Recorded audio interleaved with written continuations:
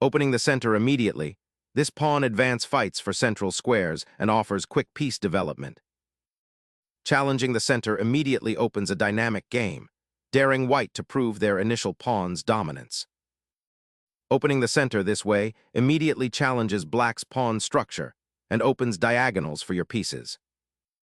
Reclaiming the pawn with the queen immediately initiates a sharp queen trade scenario, potentially leading to simplified middle game positions where piece activity dictates the advantage. Developing the knight efficiently challenges the black queen and prepares for further central expansion. Retreating the queen to d8 concedes central influence and delays vital piece development, allowing white comfortable initiative. Reclaiming central space with the pawn, white aims to develop pieces freely and build an imposing pawn structure. Preparing a fianchetto for the bishop, eyeing that long diagonal seems to be the intent, though it cedes central space. Unlocking the queenside and preparing for knight development opens lines for white's pieces.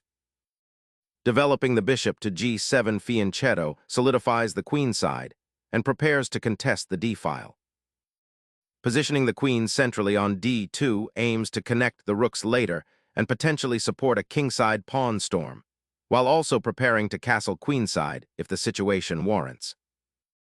Developing the knight to a natural square initiates a crucial centralizing maneuver, challenging white's advanced pawn structure and creating a more robust defensive setup. This knight's journey to f6 repositions it for potential sorties towards the king or to support a central pawn push, while simultaneously reinforcing the kingside. The move aims to harmonize the pieces, preparing for a more active middle game where black can seek counterplay and avoid passive development. Castling queenside dramatically broadens white's attacking horizons, instantly connecting the rooks and preparing to unleash them down the open d-file and potentially the c-file. This aggressive stance signals white's intention to seize the initiative, forcing black to react swiftly and defend against imminent threats. Seeking to solidify her central pawn structure and prepare for potential queenside expansion, black cautiously anchors her pawn chain. Pushing the bishop to the rim, white initiates an aggressive kingside pawn storm by leveraging the fianchettoed bishop's influence. Black must now contend with increased pressure along the long diagonal and potential threats against their castled king, forcing careful defensive maneuvering. Safeguarding the king is paramount, and castling now secures your monarch behind a pawn shield, preparing for future central operations and potentially freeing the rook. Unleashing a pawn storm on the king side, white seeks to pry open lines and expose black's monarch, a bold if potentially overextended maneuver that creates immediate tension and demands a sharp response. Shifting the queen to the flank signals a desire to reposition for queenside pressure or perhaps escape the immediate central scrutiny after white's aggressive pawn push and bishop development. Unleashing a bold pawn thrust, white dramatically intensifies the kingside pressure, aiming to shatter black's defensive pawn shield and expose the monarch to a swift assault through the newly opened file. Unlocking the kingside allows white's rooks onto the newly opened h file, potentially creating a powerful attacking force. Black's pawn structure is now compromised, creating weaknesses that white will surely aim to exploit, particularly around the castled king. This capture introduces a dynamic imbalance. The bishop retreats not out of fear, but to reposition and join the assault on black's beleaguered kingside, where the pawn chain has been broken. This maneuver simultaneously protects the b1 knight's advance and aims to exploit the open h-file that white has so painstakingly created, preparing for a potential rook lift or further pawn aggression. With black's queen having retreated and the g7 bishop now somewhat restricted by its own pawns, white is seeking to activate its pieces and create a more dynamic, unbalanced position. Consider the diagonal this bishop now commands. It watches over the crucial d5 square and could pivot towards the queen's side if the opportunity arises, adding to white's overall influence. This seemingly quiet retreat is a subtle buildup, a strategic repositioning to prepare for a more forceful onslaught on black's weakened kingside structure. Developing the knight to its most active square, this knight embarks on a journey to bolster the kingside and potentially pressure white's queen or support a central pawn push, while simultaneously reinforcing the e5 square, which will become a crucial battleground.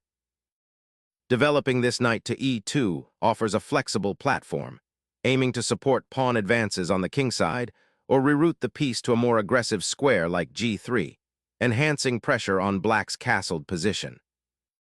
Initiating a crucial defensive posture, the rook anchors itself on the central file, a vital artery that has seen significant action, aiming to bolster the king's safety amidst the unfolding complications initiated by white's aggressive pawn storm on the kingside and the ensuing tactical skirmishes. Unleashing a pawn storm towards black's castled king, white embraces a sharp, aggressive strategy aimed at fracturing the pawn shield.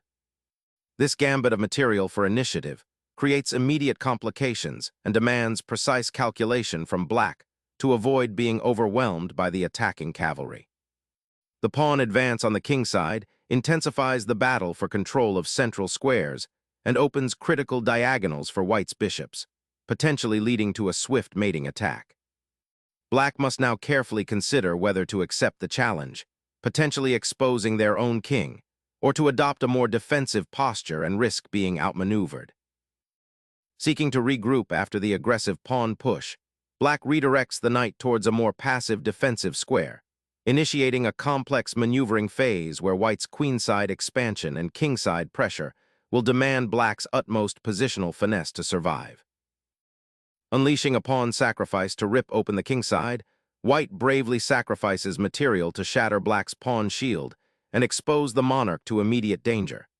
This aggressive gambit aims to disrupt black's solid setup and seize the initiative, potentially leading to a sharp, tactical battle where piece activity and attacking chances become paramount. A strategic retreat, allowing the knight to find a more active square and potentially disrupt white's queenside initiative, though it concedes a slight pawn advantage. Unleashing the rook onto the open g-file signals an aggressive intent to dismantle black's kingside defense, aiming to exploit the recent pawn capture. Prioritizing king's safety above all else, black seeks to untangle their monarch from the g-file's ominous influence, hoping to consolidate their pieces and find a more secure outpost for their king. Initiating a decisive exchange, this capture exploits the king's exposed position after black's recent pawn thrust, aiming to strip away a key defender and open lines for an assault. Reclaiming the knight from its exposed outpost on g7, black reorganizes his defensive structure, aiming to bring this piece back into the central fray and bolster the vulnerable kingside pawn shield. Unleashing a latent threat, white injects immediate pressure, seeking to exploit the newly opened diagonal for the queen, aiming to dismantle black's defensive structure around the king while simultaneously preparing a devastating checkmating net. Preparing the rook for its eventual journey across the board signifies a bold intention to challenge white's centralized queen and potentially open lines of attack on the kingside. Opening the g-file with the rook dramatically injects life into white's attack, setting the stage for a potential mating net by threatening to infiltrate black's kingside where the pawn shield has been weakened. The queen's repositioning to d8 abandons the center, inviting further pressure on the d-file and neglecting the now exposed kingside pawns. Injecting relentless pressure along the g-file, white's latest rook transfer signals an aggressive intent to dismantle black's castled position, aiming to exploit the exposed kingside and potentially isolate the knight on f8. That knight's daring leap to f5, though seemingly active, overlooks the immediate danger and the positional cost it incurs. While it aims to disrupt white's central control and perhaps prepare a counterattack, it abandons its crucial role in defending the kingside and allows white's formidable rook battery on the g-file to gain even more terrifying momentum. The pawn structure around black's king is already precarious, and this knight's repositioning further exacerbates the pressure, creating potential weaknesses that white can relentlessly exploit. It's a gambit of positional integrity for fleeting tactical hope. Sharpening the attack by liquidating the troublesome knight, this exchange opens a diagonal and removes a key defender, though it cedes some influence on the kingside.